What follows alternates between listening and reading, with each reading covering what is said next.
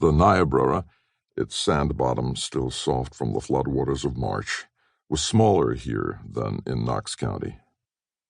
But the current ran swift and strong, and its load of abrasive yellow sand had cut deep through sandstone and volcanic ash and lime rock, bearing bones of mastodon and beds of petrified snails.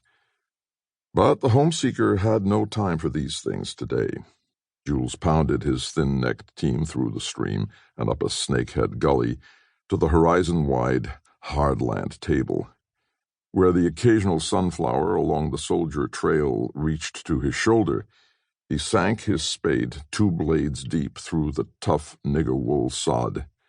The soil was black, smooth, smelling of spring.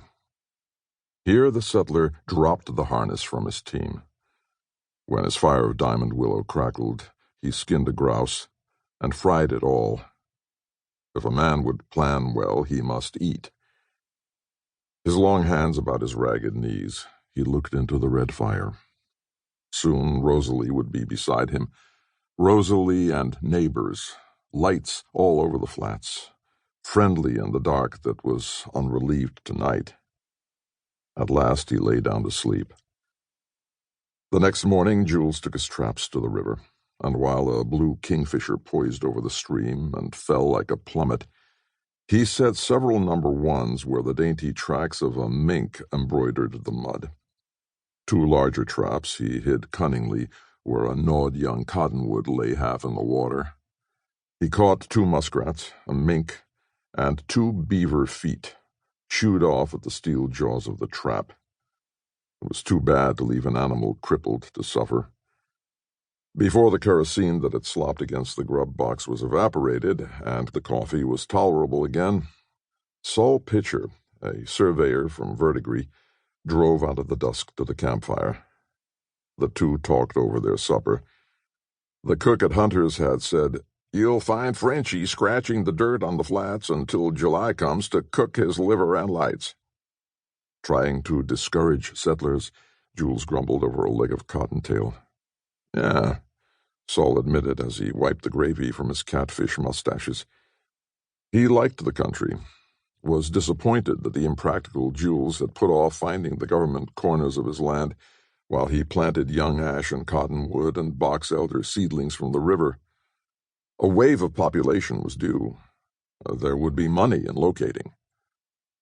The government surveys in this region were completed in 1881. The section corners were marked with 4 holes, 1 in each of the cornering sections, the soil thrown together in a central mound, and a stake bearing the section numbers driven into this mound. The Homestead Act, effective January 1863, allowed each bona fide settler 160 acres of land. The entry was by legal description, and the entryman swore that he had seen the premise before filing. Squatting had lost all legal status. For 2 days they plodded their ponies over the table westward from Box Butte to a wide prairie dog town.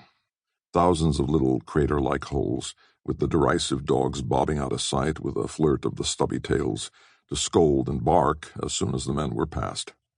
Jules shot one to examine it, a gnawer with teeth like a little beaver. He spattered the head of a rattlesnake on one of the mounts. Then he saved his ammunition. They found several fine whitened buffalo heads and a few depressions that lined up with the compass, but no numbered stakes as the government bulletins promised. Hoping that the weather had brought them down, they dug in the holes. Finally, Jules threw the spade from him. "Damn the luck. Prairie fire burned me the stakes or somebody maliciously destroyed them." "Yeah, I guess you're right, Jules," the calmer Sol agreed, picking up the spade. The next day Sol headed north, towards the railroad survey, where locating would be more profitable around the new town sites. 3 soddies would make a town with lots to sell. After his friend was gone, Mirage Flats was suddenly empty, bare as a burnt-out world. When a small puffball of dust came down the Army Trail from Fort Robinson, far to the west, Jules leaned with folded arms across the muzzle of his gun beside the deep ruts and watched them trot by. 3 light wagons, officers, educated men with a mounted escort.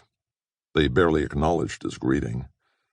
Only one more Granger scalp if the Sioux broke out.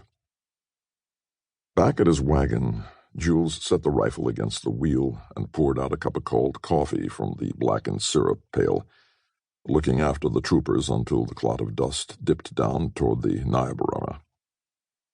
Suddenly he flung the dark liquid and the cup from him, and piled his plow, his axe, and his spade into the wagon. In the morning he would go back, not to Estelle in Knox County, to Neuchâtel and to Zurich, to his friends Zöber and Carrer, to Rosalie.